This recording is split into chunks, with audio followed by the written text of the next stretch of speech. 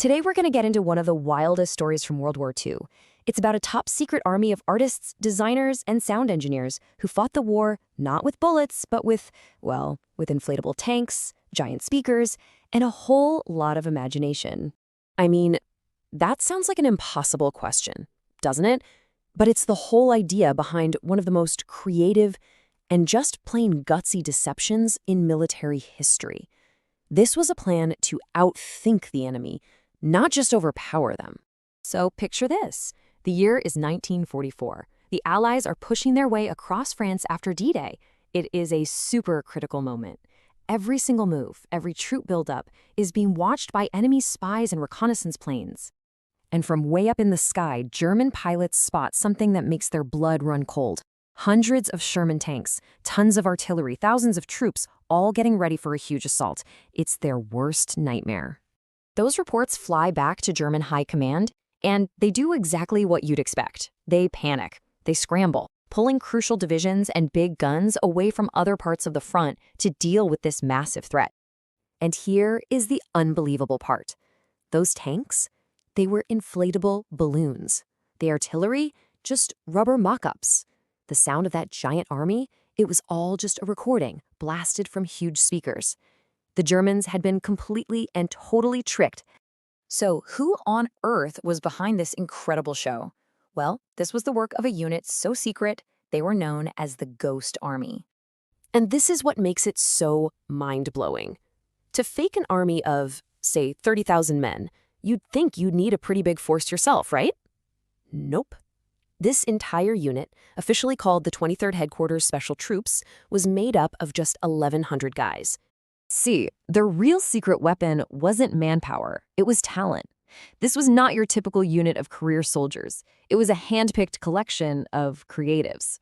The army literally went out and recruited from art schools, ad agencies, and even Hollywood studios. We're talking about men like future fashion icon Bill Blass and the acclaimed painter Ellsworth Kelly. Their job wasn't to destroy anything. It was to create a massive, convincing illusion. Their mission was, on paper, pretty simple, but in practice, it was absolutely audacious. Pretend to be entire U.S. Army divisions. Create these phantom armies to fool the enemy into seeing tens of thousands of soldiers where there were really just a handful of artists. So, to pull this off, they needed a completely new kind of arsenal, one based on illusion and performance. Let's break down exactly how they did it. You can think of their operations as these big multimedia theatrical productions with three main parts. They had to fool the enemy's eyes, their ears, and their intelligence networks, all at the same time. And this just brilliantly shows you the visual part. On the left, a real 30-ton steel Sherman tank. And on the right, their 90-pound rubber replica. From a spy plane flying thousands of feet up, you couldn't tell the difference. Get this. A crew of just 4 men could build a tank in a few minutes. But, of course, an army is loud. That's where sonic deception came in. They had these recordings of actual military sounds, tanks moving, soldiers building bridges, and they would blast them from 500-pound speakers. You could hear it up to 15 miles away. Imagine being a German soldier at night. It would sound like a whole armored column was just over the next hill. But this is where the real genius was, in the atmosphere. All the little details that sold the lie. They broadcasted fake radio traffic, they sent actors dressed as officers into local towns to spread rumors for spies to pick up, they even drove jeeps in circles to create fake tank tracks in the mud. Every little detail had to be perfect to make the illusions stick. Okay, so let's see how all of this came together in a real high-stakes operation. This wasn't just practice, their work had actual life or death consequences. So it's March 1945 and the Allies need to cross the Rhine River. It's a huge deal. The real attack is planned for a town called Wesel. To draw the German defenders away, the Ghost Army sets up this massive decoy force about 10 miles to the south. They use every trick in the book, inflatable tanks, phony radio chatter, the whole shebang. And German intelligence completely fell for it. While they were bracing for an attack that was never going to happen, the real Allied forces crossed the river with way fewer casualties. And the impact of this stuff was just staggering.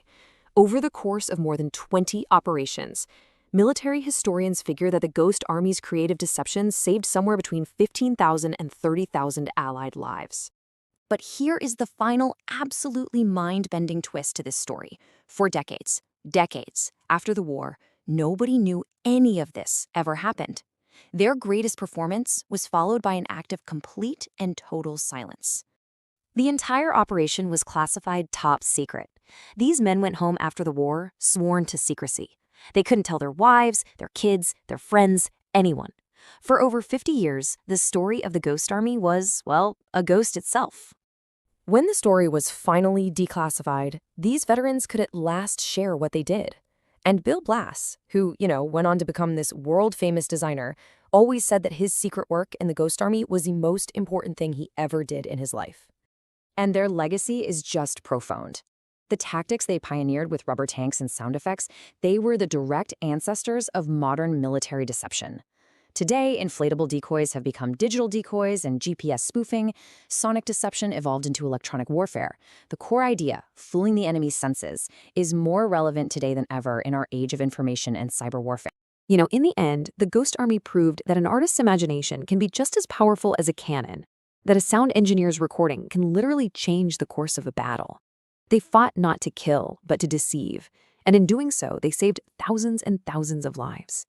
It really leaves you with a pretty powerful question, right? In a conflict that's all about destruction, what is the true power of